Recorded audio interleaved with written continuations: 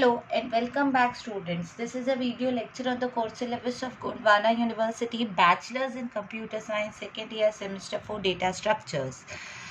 We have completed the deletion of a node from a linked list and today we begin with how to make a copy of a linked list. So the name of the algorithm will be copyl and the variable required will only be the start.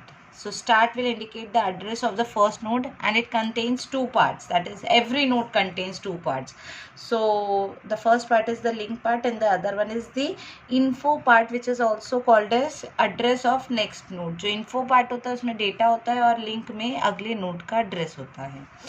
New list at the end contains copy of the list. So let's begin. सबसे पहले आपका जो भी start pointer है, set the address of first node start to the PTR. तो start में जिस भी node का address आपने store किया था वो एड्रेस अब आप PTR में कॉपी कर दीजिए. ठीक है, तो PTR इक्वल्स टू स्टार्ट का मीनिंग होगा स्टार्ट में अगर नोड 90 स्टोर्ड है, जैसे कि यहाँ पे देखा था स्टोर्ड 90 कौन है, ये है. तो स्टार्ट बेसिकली सिर्फ क्या करता है, अगले नोड का एड्रेस या फर्स्ट नोड का एड्रेस रखता है. तो उसी प्रकार से देखा जाए तो इस स्टार्ट में भी फर्स्ट नोड का एड्रेस होगा और वो एड्रेस आपने PTR में डाल दिया है. Next, now create new list and store information of first node of original list. अब हम क्या करेंगे, एक नई लिस्ट बनाएंगे और जो ओरिजिनल लिस्ट है उसके फर्स्ट नोड की पूरी इन्फॉर्मेशन उसमें डालेंगे. तो अभी तो सिर्फ हमने एड्रेस उठाया था फर्स्ट नोड का, अब अगली बार हम पूरा नोड उठाएंगे. तो गेट नोड फंक्शन का यूज़ करके आपने गेट नोड का यूज़ करके न्यू लिस्ट में असाइन कर दिया. अब न्यू लिस्ट के इन्फो में आ जाएगा PTR का इन्फो.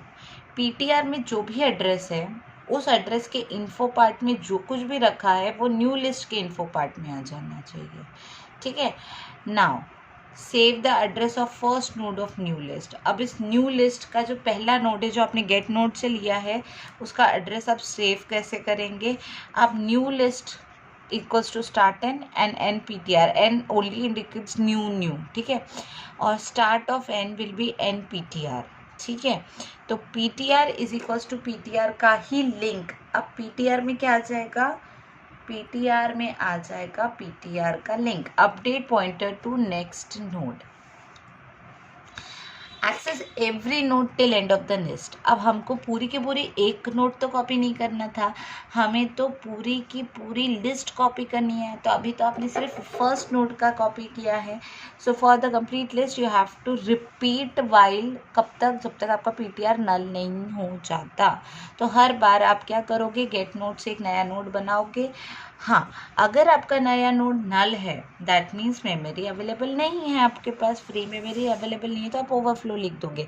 अदरवाइज हर टाइम एक ही चीज़ करनी है कि न्यू नोड जो आता है उसके इन्फो पार्ट में PTR की इन्फो डाल दीजिए और न्यू PTR विल बी के लिंक में डाल दीजिए न्यू नोड और N PTR will be new node. तो ये एक दूसरे से अपडेट हो रहा है.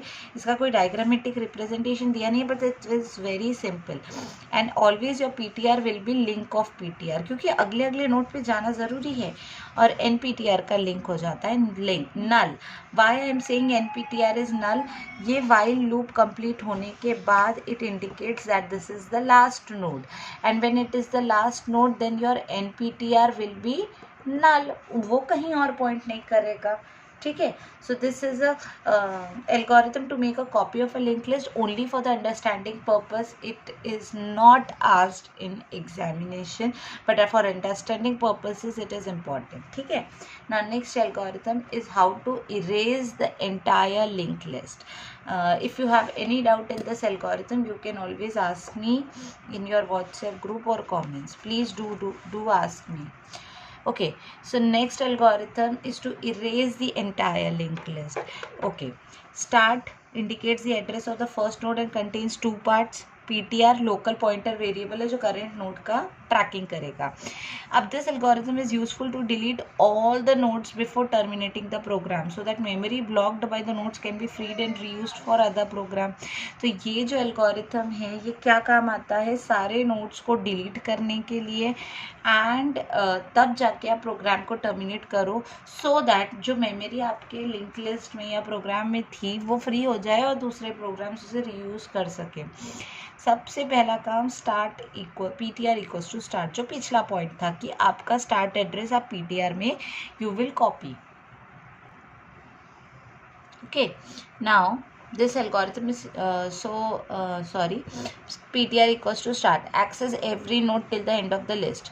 अब PTR जब तक नल नहीं हो जाता हर बार PTR को टेम्परेरी वेरिएबल में डालिए, अवेल में टेम्परेरी को डाल दीजिए और PTR को PTR का लिंक बनाइए.